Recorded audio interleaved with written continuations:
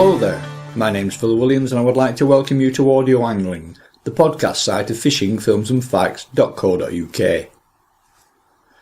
A couple of years ago now, back in 2010, I recorded an interview with the then 86-year-old Mako Shark hunter Frank Vinnicombe of Milo near Falmouth. Frank is well known throughout the shark fishing world for his exploits with this, the most enigmatic and currently most elusive shark species entering British waters. But it would appear that not everybody agrees with Frank's recorded version of events. One man who most certainly doesn't is Frank's brother, Robin Vinnicombe, now well into his 70s and unfortunately wheelchair bound following a stroke, and whose house I'm at the moment near Falmouth, the venue that witnessed the bulk of the UK's Mako catches throughout the 1960s and early 70s, many of which were brought ashore aboard his boat Huntress. On paper at least, yourself and Frank were collectively responsible for 1 in 3 of all Mako sharks ever caught in British waters. But I know that you openly question Frank's involvement in any of this. Frank himself personally had never caught a Mako. Never. He's the skippers of his boats. That's who he's quoting. But he's claiming those fish as his own. But no way. I think he had a big one on once and lost it. And that's the start and finish of it all. Let's now take a big step right back to the very beginning of the Falmouth Mako story by exploring how and when you first became involved in fishing for sharks. Well, that was done by accident. A chap called Mike Connell. He was the manager and director of a company in Plymouth. And we were going wreck fishing on the day. And it was quite a rough day. And I said to Mike, Mike, we're going to have a devil of a job holding on to this wreck. We were going conger fishing. So he said, well, what else can we do? I said, well, we can go inshore and try some of the rocks for a few conger. He said, can we go shark fishing? I said, I've never been shark fishing, Mike, in my life. He said, I have. He said, I'll tell you how it works. Anyway, we went off, caught a few mackerel, made him a bit of chum. And he got his shark rod out. And by about 4 o'clock in the afternoon, we had 7 aboard. And that's what hooked me. These would all be blues. All blues, yeah. Yeah, well, I think the best one was 115 that day. That was the first sharks I caught. From the background I have on you from David Turner, in the earliest days of your fishing career, I believe he was a commercial oyster fisherman. That's correct. A bit of a difference then from how things ended up, with you guiding anglers to some of the biggest and most sought after fish in the sea. That started when I came out of the army. And I went oyster fishing on the fishery in the Fowl. And I was on that for about 15 years. And then when I started shark fishing, I couldn't afford a shark boat at that time. So I converted my oyster boat into a little wheelhouse on the front, and I started shark fishing in that one. And believe it or not, the first fish I ever hooked on that little boat was a Mako. And this fish, it took a bait of a mackerel quite close to the boat, and it literally jumped about 10 feet in the air, 20 feet from the boat. And what the devil we got here? Anyway, the weather got bad and we lost it. It parted the line. But that was my own fault. I was trying to pressurise it. And which thing you cannot do with big fish is pressurise them. When they're in the water, they're king. Till you got them in the boat, they're king. So what sort of timescale are we talking here? In late 50s. Yeah. Maybe 59, 61, maybe. No, I think it was late 50s. What was it that persuaded you to specifically target Makos then? That wasn't a fact at all. Makos were bonus that come along. Blue shark was their bread and butter fish, a shark. And that was the one that took the punters out, to catch these fish. They were good sport, actually. Well, there was a lovely photograph of Frederick Forsyth there, up on the wall there. A lovely chap he was, and I think he had 3 that day with me. And Makos are You never know when the Mako's coming along. I always found when I analysed the Mako catches I caught, I tried to work it out in the month when they were coming along. And funny enough, they always came along either the day before the full moon or the day or two after. And that's how I worked out. And I think David will tell you that he wanted to know what's the best time of year to catch a Mako. I said, well, you have it all the days the week after the full moon. And it worked for him, he had one. And that worked for his mate as well, David's mate Phil, he had one as well. One important fact to take on board here is that just along the coast at Looe, they had around 25 boats dedicated to sharking every day all summer long. Yet Falmouth, with just a handful of boats, saw many more Makos than everyone else put together. So if Makos are just a lucky catch, why was it that the Looe boats didn't see more than they did? Well, I think a lot to do with it is our bit of coast here I think is a bit more rugged than around Looe, and there's a lot of conger on the inshore rocks, and you find, I know I've opened up one or two Makos to see what they were feeding on, and they always had a conger in them. If it wasn't fresh, it was decomposing or, getting digested. And there's a terrific amount of wrecks out here, which years ago were loaded with fish. Of course, the food is there, the fish will come. Whereas the Looe blue sharkers would be working maybe 14 to 16 miles off. Yeah, they feed on the schools of pilchard, and because when the pilchard boats were here, I had a few mates on the pilchard boats, and when they were fishing at night, they used to get their nets ripped up quite a bit with blue sharks coming in, taking the fish out of the nets. And they used to let me know where they were working and if there were sharks in the area. So when these blue sharks we could clear up, be less damage to their nets. And would I be right in thinking that most of your Mako catches were made very much closer to the shore? The closest Mako I hooked was only about 3/4 of a mile offshore, down the manacles. And the furthest one off was about 10 mile. Might the kind of ground you had, plus not being that far off, also have something to do with the difference between the Falmouth and Looe Mako Shark catch rate? Plus, you were fishing more wrecks. There is a possibility, but it all depends on the range of what the fish... they've been tagging blue sharks for years, but it's a bit impossible to tag a 400-pound Mako. Your first ever Mako, I believe, was a fish of 264 pounds taken back in 1960 by a chap called Very Young Gray. Yeah, that's it. Yeah. That was the first one I caught. And did you manage to learn any lesson from that first encounter that might stand you in good stead for the future? Yeah, I did actually. He nearly had me overboard. I had him on the gaff, and I had the full shark underneath the water. Of course, he turned, and I think he probably broke a rib when I went down across the rail. But when I couldn't leave that gaff go, if he kept going, he'd have had me overboard. But I always knew then, get his head out the water. Big fish, head out the water, and he's going anywhere, and he's going up in the air. So that was the first lesson I learned very quickly.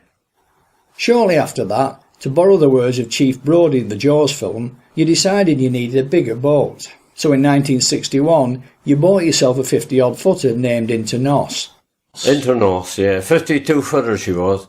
She was a long liner from Newland. And in your first season together, you landed a 306-pound Mako.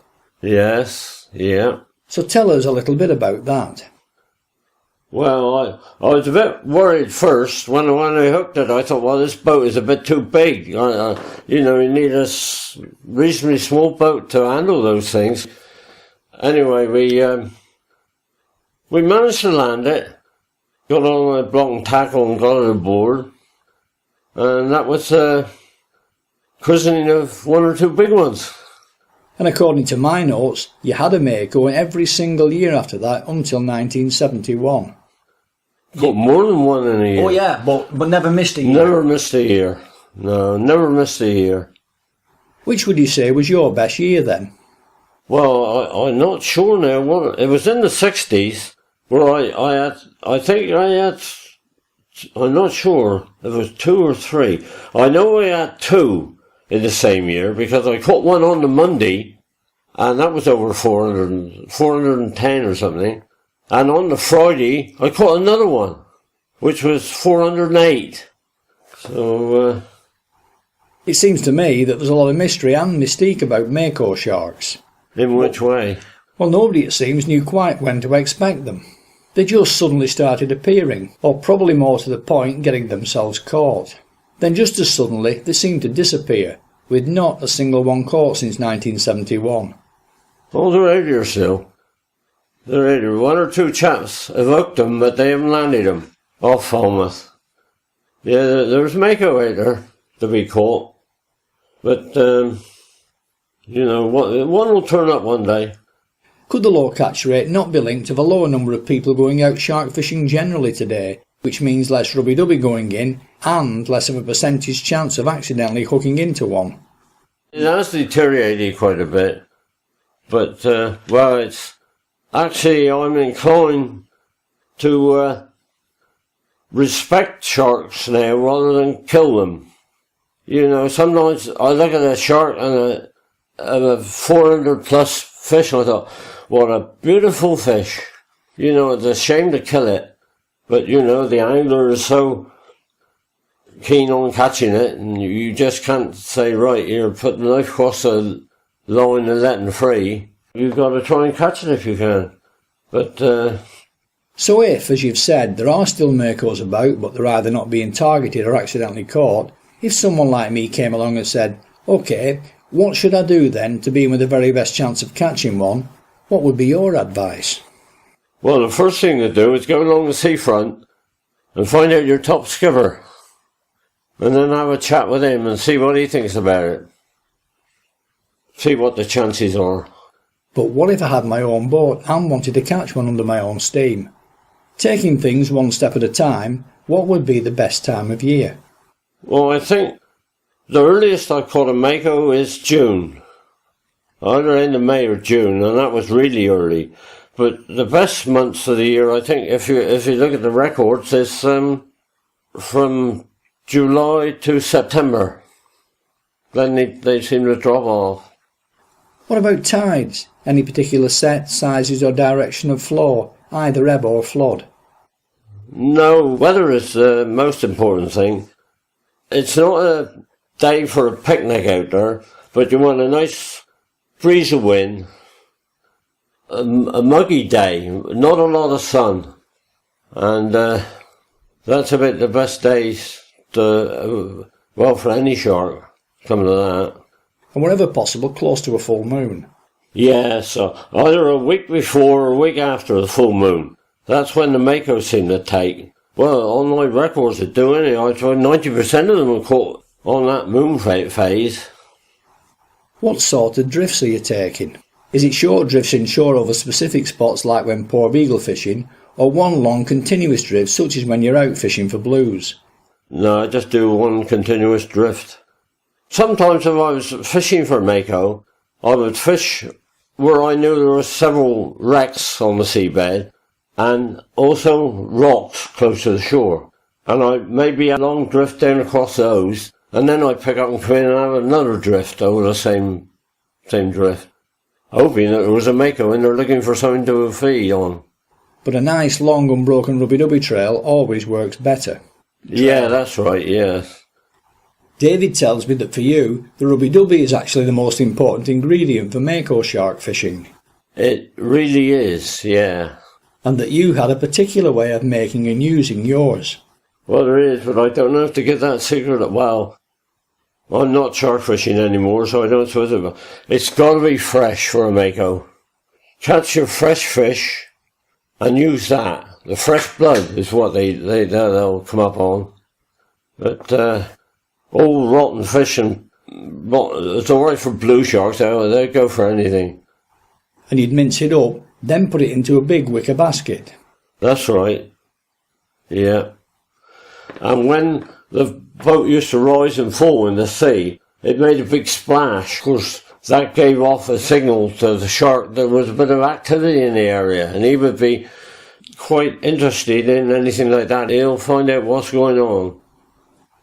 Now, I know it's been over 40 years since anyone caught a Mako in the UK, and in terms of tackle, things have most certainly moved on a lick.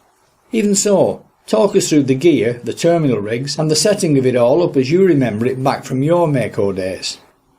Well, as long as it's fresh bait, that's the main thing. And the rods, reels and lines.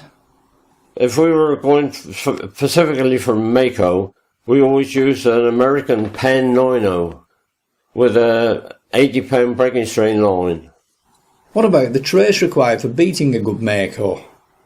Yeah, the traces were about 18 feet in length, and because sometimes if you didn't have a long trace like that, a blue would tangle himself up and bite the line off.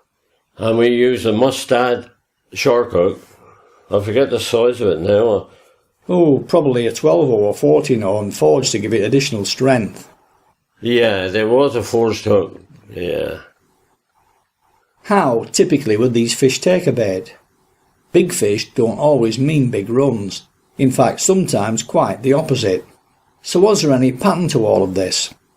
No, I've had some of taking the bait, just had a couple of clicks on the reel, and I said, wait a minute, I said, he'll come back and take it again. He's only had a taster. And in about 2 or 3 minutes, that fish had been swimming around with a bait down in his stomach. I said, well, wind him with a new bait on. Then he wound him, bang, up comes the Mako. And another time, they'll hit the bait like an express train and fly it. The most I've seen one jump is 7 times without stopping, leaping, 8 or 10 feet clear of the water. Must be an amazing sight. Oh, you never forget it. I'll never forget the first one I hooked. I'll never forget that as long as I live. Beautiful sight. Let's move on to timing the strike, though I suppose that too can vary from fish to fish. Well, just let them have a run. That is a bit of a fallacy as well, because 9 times out of 10, once a shark got a bait, he'll swallow it anyway. All this waiting and striking that sometimes you can do it. Sometimes you strike a bit early and then you pull the bait in his mouth. So after a long runs, it's usually he'll stop and then he'll swallow it. But they big boys, no need to strike they strike you. Okay, so we've set the hook, and now it's time to start working at getting the thing in. Talk us through a typical bout of what comes next.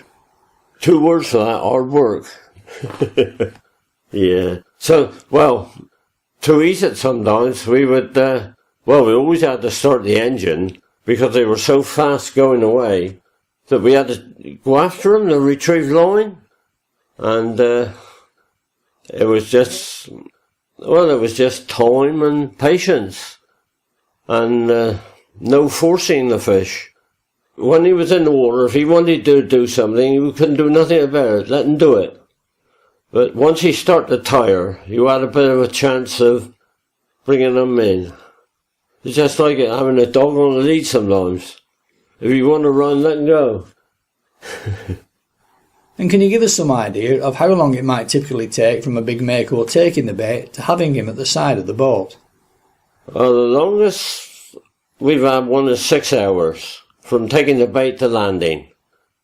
And that was a guy called Jock MacDonald, Scotsman from, I forget where he come from. And that fish was 408 pounds.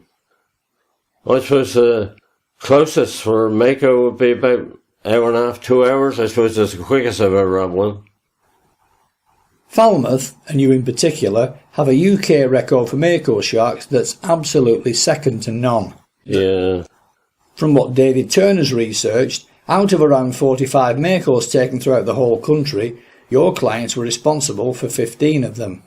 That's a staggering 1 out of every 3. Yeah, not bad, is it? Not bad, it's absolutely fantastic. And out of all those, Ted Belson was the only person ever to catch 2. Yeah, that's correct. I have it as 410 and 260. In consecutive years. Yeah. So what do you put that down to? Luck? Yeah. Though he said he came down the same week as he did the year before to catch another Mako. I did, yeah. I thought, well, that's a tall order. And I figured if he didn't go and do it. Yeah. As I mentioned earlier, the last Mako to be caught in British waters and weighing in at 355 pounds was caught by David Turner back in 1971 aboard your boat. Yeah, David had that one. Now, shark fishing generally didn't suddenly end in 1971, but catches of Mako sharks obviously did. So why do you think that was? Well, I lost a Mako in 1972. That one parted us. And that was the chap on the reel. Instead of unscrewing the star drag to release the line a bit, he let the release go. Of course, I went bzzz, all tangled up, and he just held on and parted. That was a fish well into 400, and that was a week after a full moon. In the same place where I caught 5 others. When I was interviewing your brother Frank, he mentioned an encounter earlier that summer with a Mako that had grabbed a fish on his mackerel gear while he was commercially feathering just inside the manacles. Porbeagles, mate. Porbeagles living there. Although, we were down at conger fishing one day, and a chap had a grey mullet for bait. A grey mullet about, must have been £1.5, £2 mullet.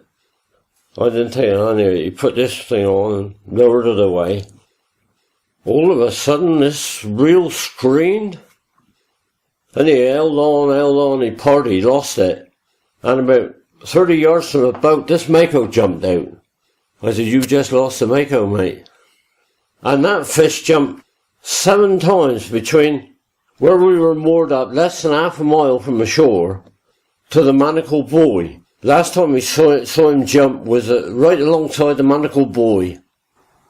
The strange thing is that around the time the Mako stopped being caught, we now know that globally we were heading into a period which scientists recognise as being the start of an ongoing problem of rising sea temperatures, with all sorts of planktonic animals and new fish species turning up which should never get within 100 miles of the British coast.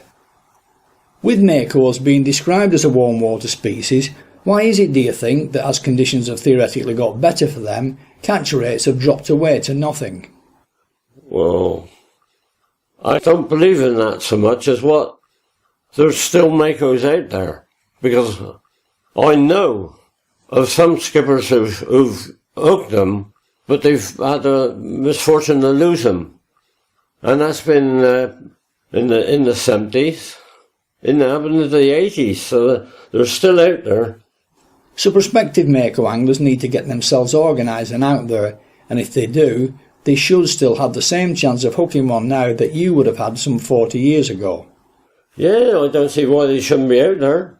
There's plenty of food out there for them.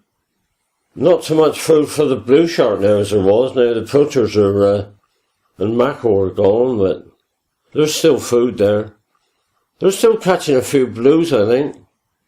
And you're adamant that while you was catching all these fish, your brother Frank, who you'd obviously see down at the moorings on a regular basis, despite what's been claimed, didn't contribute to Falmouth's Mako total at all. He lives in cuckoo land. He's a big dreamer, put it that way. Although he's my brother. Not that saying much anyway.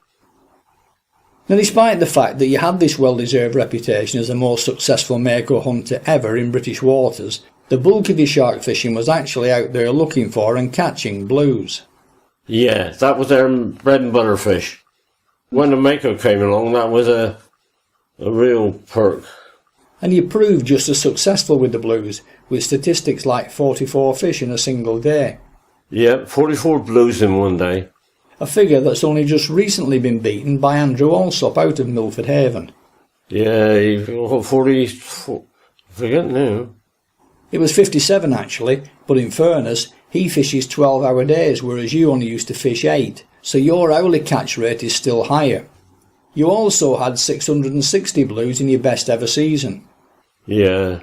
Oh, we've done that down here easy. Regular for, I know in June, July, we were catching 20, 30 a day. Blues. You could bet your life on it, you would catch a dozen in a day on a bad day. Then in those years.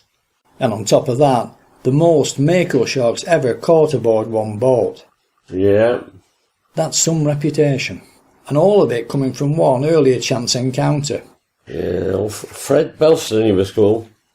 He chartered the boat. Well, he didn't. He used to work for a millionaire up in the industrial Birmingham somewhere, and he brought him down to go shark fishing. And that's how I came to meet Fred. And he got hooked on shark fishing, and that was it. Didn't Falmouth also have the British record for the Mako before Joyce Yallop and Alan Dingle beat it over at Lou? No, I think Lou always had the Mako record. Well, Frank was talking about a fish of 498.5 pounds taken from Falmouth being beaten by the current 500 pound record at Lou. No, I don't think that's true.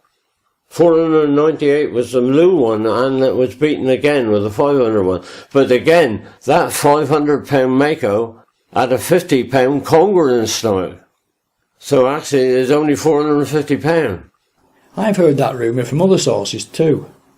I also heard that they hung the fish on the scales by its jaws to prevent the conger from slipping out. Did they? Though how true that is, I couldn't really say. That's not cricket, is it? Getting back to the blues again now, it seems that these fish are making quite a major comeback. Andrew Alsop, the Milford Haven skipper who beat your single-day record recently, caught and released a fish in 2011 of 222 pounds, which is bigger than the official British record, and he gets quite a few fish these days in the 100 to 150 pound bracket, which certainly wasn't the case when I was blue shark fishing out of Lou. Do you have any thoughts on why that should suddenly come about? Well, I don't really know why that should be. Well, the biggest blue I've ever caught is 190. That's the best one I've had out there. But I've had several around 130, 40 mark. I suppose the fact that all sharks were brought ashore back then to tempt the next batch of holiday anglers to book trips must have had an effect on both size and numbers, which after a more recent marked decline in shark in interest may now be starting to recover. Well, you can't keep emptying the pot, can you? But actually I think I wonder sometimes if these sharks don't come up here to breed, because I've caught several pregnant big blues. And that, I think I had a 160 pound Mako once. See, that one couldn't have been very old. And I'm wondering sometimes if they don't come up in this area or down around the Azores somewhere to breed or give birth to their young. What about the other main shark species? Any encounters with porbeagles or threshers? Yeah, well, I've never caught a thresher. I've seen one or two out there. But I've caught quite a few porbeagle, but not very big. The biggest one was 278. But they go up quite a size. I take it the porbeagles are caught closer to shore, in around the Manacles Reef. Yeah, normally. Yeah, they feed a lot on pollock, I think. I sometimes wonder if the catch total of 45 Makos isn't actually more, because it wasn't until Hetty Ethorne tried to claim an IGFA line class record for a porbeagle back in 1955, which the IGFA subsequently identified as being a Mako, that anyone really knew that Makos came as far north as us. So maybe some other Mako catches have also been misidentified as porbeagles too. Well, I don't think there was many, because a porbeagle got a serrated edge tooth and a Mako got a straight one. Except for the back ones, they're a bit serrated. But you can't mistake a big Mako. He got teeth like my fingers like that sticking in his mouth. So why do you think it was that you never actually caught any threshers? Well, the sole reason I don't think they were here. Or we was fishing the wrong way for them, I don't know. I know they keep... there's one chap up on the Dorset coast catch a few threshers, but they're not really big ones. Ted Legg was the thresher man. Ted Legg. Yeah, he catches quite a few Threshers. But for some reason they must like that area. Must be a reason for it. But the ones I've seen have been literally, what their name is, they were threshing with their tail.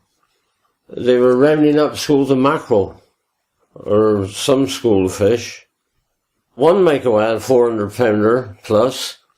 We gutted him to see what he's eating, and we took 9 bass, over 4 pound each out of him. We had a gut full of bass. Looking forward now, what do you see as the future for shark fishing in British waters? Conservation is going to take over, and I think it's going to die out. There's not the thrill of the spin-off after now. You know, years ago, shark was made out to be a man-eater, a killer, and all this. You know, a shark is a very sensitive thing. He's very, very intelligent fish. He's not that intelligent that he don't know how, but he's a very intelligent fish, and he's a very docile fish. I've had him come up alongside the boat, in a basket with all the fish stuff coming out, and I've leant over the side and stroked them down. Literally smelled them down on the back, and they weren't on the hook, they were just inquisitive what's in the basket. One day I looked over the side and we counted 7 blues that are in the basket at one time. Never see any makos up around the basket? If we did one, only one. And this chap came and said, "Hey, Skip." I said, "Yeah." He said, "There's a big fish swimming around your back of your boat." What do you mean by a big fish? Looked over the side, and there was this Mako nudging the rubby-dubby basket. Anyway, I was taking mackerel and put over the side, but he didn't take. And it was an hour from when that fish was around the boat until he took a bait. And then we had on. He was 400. Yeah. What about the part that commercial fishing plays in this story, particularly longliners catching them either accidentally or even deliberately to fin them for the Asian shark's fin soup market? Well, it's sustained fishing is the thing. You cannot go out there and fish like they are nowadays and it's going to last forever, because it isn't. You know, they had, I forget the actual tonnage, but there was one Scotch boat, they were a mackerel boat. He went out, shut his net, and the first maiden trip, one shot, he had, I can't think now, it was over 700 ton of one shot mackerel. Well, it was all right for them, but it didn't no good for the mackerel population. Since the 50s, 60s, boats and tackle and the gear has improved so much. You know, the fish don't have a chance now. You know, they got gear now, they can tell what fish there is that they're metering. By the air bladder in the fish, different types of fish, you can say, oh, that's either haddock or that's mackerel or pilchard. They can tell by the colour of the air bladder in the fish, which is beyond belief nearly, isn't it?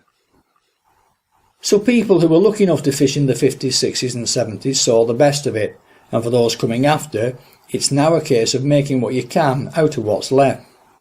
We had the best of it.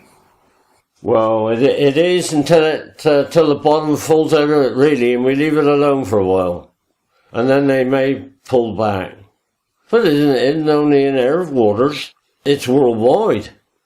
Everybody's out fishing themselves. And what do you make of your place in angling history as the man responsible for the most Mako sharks ever caught in British waters? Well, I don't know. I'll leave somebody else put that down. All I know is I caught them. Oh, it's a good life, I enjoyed it. Any final thoughts or comments before we wind the thing up? Only thing I'd say is leave them alone now to breed and let the waters restock themselves. Only thing I'd say, I bet they're glad I'm in here. One or two of them anyway. Now that's the perfect thought to wind the interview up on. It's been a pleasure meeting you anyway. And it's been a very great pleasure meeting and recording this interview with you. All that remains is for me to say a very big thank you to Robin Vinnicombe for giving up his time and sharing some of his undoubted Mako secrets with us here.